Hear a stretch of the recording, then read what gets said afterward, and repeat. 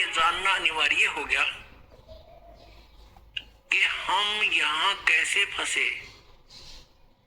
यहाँ क्या औचित्य अपने जीवन का। आज सारी सुविधाएं आपके पास है और राम बुलावा आ गया, फिर क्या करेंगे? क्या काम आई हमारा ये सारा जीवन जिसके ऊपर निछावर कर दिया। परमात्मा कहते हैं भक्ति बिना क्या होते है, भरम रहा संसार, रति कंचन पाया नहीं, रावण चलती बार। सर्व सोने की लंका थी वह रावण से रणधीरम, एक पलक में राज बिराजी जम के पड़े जंजीरम। सर्व सोने की लंका थी, हम तो कोठी बढ़िया बना लेंगे कि तो उसकी बढ़िया चिप्स चाप्स लगा लेंगे, वो तो सोने की बना रहा था, श्रवण की, गोल्ड की। और चलते समय कहते एक रति सा एक ग्राम भी साथ नहीं ले जा सका। तो फिर हम क्यों डरे ढोरे यहाँ पर? इसके पीछे एक बहुत बड़ा षड्यंत्र है यहाँ के भगवान का। भगवान माने स्वामी का, वैसे भगवान नहीं है, यहाँ के मालिक का। अब जो परमात्मा की डेफिनेशन, परमात्मा की संज्ञा, उपमा, वो यहाँ सब पर लागू हो जाती है। वो अपने को फिर सभी स्वामी, भगवान, मालिक को वाण लग जाए। जैसे कोई अधिकारी है उसको भी साहब कहते हैं, और जो मंत्री है वो भी साहब कहलाता है, मुख्यमंत्री साहब, प्रधानमंत्री साहब।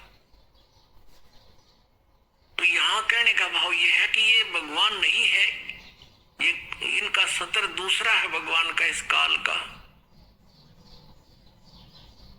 और यो भी भगवान कहलाता, लेकिन भगवान नहीं है। इसलिए गीता जी अध्याय नंबर 15 के श्लोक 16 और 17 में निर्णायक ज्ञान दिया। 16 श्लोक में कहा है कि सरपुरुष और अक्षर पुरुष, इस संसार में ये दो पुरुष, दो प्रभु प्रसिद्ध है। इन दोनों के अंतर्गत जितने भी प्राणी हैं वो तो नाशवान है, और जीवात्मा किसी की मरती नहीं, और ये दोनों भी नाशवान हैं। इसलिए 15वें अध्याय के गीता जी के 17वें श्लोक में कहा है कि उत्तम पुरुष है तो अन्य परमात्मा इति उदाहरते। उत्तम पुरुष, पुरुषोत्तम, श्रेष्ठ प्रभु, श्रेष्ठ परमात्मा तो कोई और है, इन दोनों से न्यारा है, सर पुरुष और अक्षर पुरुष से। वो तीसरा कौन है? गीता जी अध्याय नंबर 8 के श्लोक नंबर 1 में अर्जुन ने प्रश्न किया कि आप जी ने तो 7वें अध्याय के 29 मंत्र में गीता जी में कहा है कि तत्वज्ञान को जानकर, सारे धातुओं को जानकर और सब कर्मों से परिचित होकर के प्राणी केवल जरा और मरण से छूटने का ही प्रयत्न करता है। उस तत्वज्ञान को जानने के बाद एक व्यक्ति यहाँ के संसार की किसी वस्तु की डिमांड नहीं करता।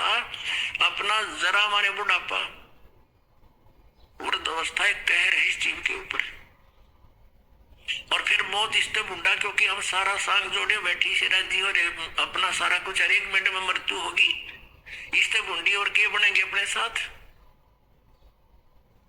तो कहते हैं जिसके आवाज समझ में आ गई तत्ब्रह्म नहीं, वो तत्ब्रह्म कौन है? अर्जुन पूछा है कि वो कौन है तत्ब्रह्म, वो परमात्मा कौन है? 8वें अध्याय के 3 श्लोक में गीता ज्ञानदाता ने उत्तर दिया, वो परम अक्षर ब्रह्म है, यानी गीता ज्ञानदाता से अन्य है कोई। उसी के विषय में गीता जी अध्याय नंबर 15 के श्लोक नंबर 17 में बताया है कि उत्तम पुरुष है तो अन्य है, वो परम अक्षर ब्रह्म है, इन दोनों से न्यारा है, सर पुरुष और अक्षर पुरुष से, और वही परमात्मा इति उदाहरते, उसको भगवान कहा जाता है। परम माने श्रेष्ठ, अच्छी आत्मा। और ये अच्छी आत्मा के काम, किसी का बेटा मारे से, बेटी मरे से, कैंसर हो रही, पूरे परिवार के परिवार नष्ट हो जाते एक एक्सीडेंट में, 100 बहाने करके ये रोज खाता है। तो ये एक परमात्मा के काम है, ये श्रेष्ठ आत्मा के काम है।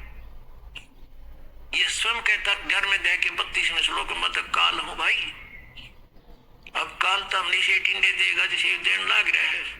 अब परमात्मा इति उदाहरते, श्रीमद् भगवत गीता नंबर 17 में एक बहुत निर्णायक ज्ञान दे रखा है, क्योंकि ये आध्यात्मिक वर्ड है, आध्यात्मिक शब्द है, आध्यात्मिक शास्त्र है। ये कोई डूम बाट के गीत नहीं, ये गॉड गिवन स्पिरिचुअल नॉलेज है।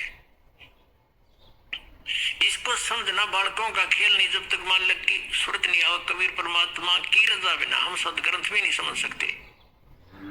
ये सदकर मान लेना जीव के बस का नहीं है, सदग्रंथों ने समझ सके। ये तो परमात्मा अंदर से प्रेरणा करके अंदर की जो अज्ञान हटाता है, दास पर वो राजी हो जा, प्रसन्न हो जाता है।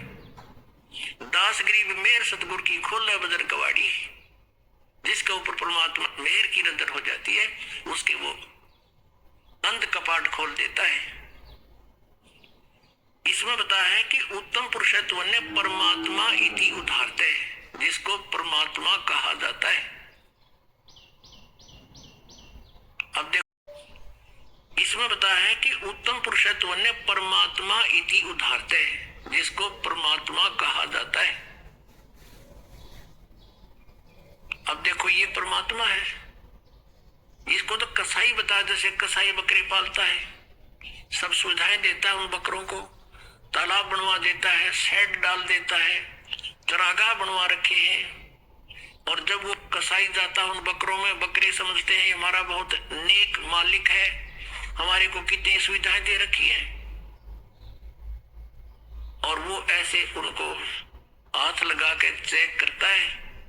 बकरे उसको प्यार देते हैं, जीभ से चाटते हैं, लाड देते हैं कि हमारा अच्छा मालिक है, हमारी कितनी केयर टेक रखता है। और उनको ये नहीं पता, वो न्यू देखा है तुम कह किलो के हो गए, मांस कितना हो गया इनमें, और वो ने सोचा ये हमारी सेवा कर रहा है, हमें प्यार देना आया है। तो हम यहाँ की सुविधाएं देखकर, यहाँ काजू किस्मत सेब संतरे कितने सुंदर बाग बगीचे, झरने बहे, दरिया चले, कितना अच्छा यहाँ पर फल फ्रूट कणक। हमने सोचा भगवान बड़ा दयालु, जो किसी सुविधा दे रखी है। और जब दयालु कहा जाता है, जब किसी बेटा मर गया, कुनबा का परिवार नाश कर देता है, तब कहाँ जाती है इसकी दयालुता। पुण्यात्माओं, ये ज्ञान आज तक किसी ने हमारे को बताया नहीं। ये काल के दूत सतलोक का ठेका ले रहे, ये 2-3 पंथ चल रहे हैं, इन्हें कह का नहीं पता। श्रद्धालु आंख मीच के बैठ गए, उनको परम धनी मान के, उनको कख नहीं पता। अब इसमें बताया कि उसको परमात्मा कहते हैं। अब जैसे परमात्मा भगवान का काम होता सुख दे दुख ना दे, तो ऐसे ही वो बकरे ये समझते हैं कि हमारा दयालु मालिक है। और शाम के समय जब उस ऑर्डर आ जाता, वो ना देखता किसका बेटा ले जाना है, किसकी बेटी, किसकी माँ, किसका पिता। वो डंडा लेकर निकाल लेता मोटे मोटे छांट के। और बाकी बकरे जब वो निकल कर चलते हैं ना, निकाल कर उनको पता लग जाता है, वो इधर भागते हैं, कोई इधर भागते हैं वहां से, और भाग लेते हैं। फिर जाएंगे कहाँ, तो चारों तरफ से जबरदस्त बाड़ बना रखी है, सीमा बना रखी है, उनकी जा नहीं सकते, बाउंड्री बना रखी है। तो पुण्यात्मा, परमात्मा उसे कहते हैं जो दुख नहीं दे, केवल सुख दे। तो वो सतलोक में है, वो परमात्मा, वो परमेश्वर सतलोक के अंदर है, और वही परमात्मा कहलाता है। ये लोग अविश्य विवर्ती अवैश्वर है, वो तीनों लोकों में प्रवेश करके सबका धारण पोषण करता है। वो है अविनाशी परमात्मा।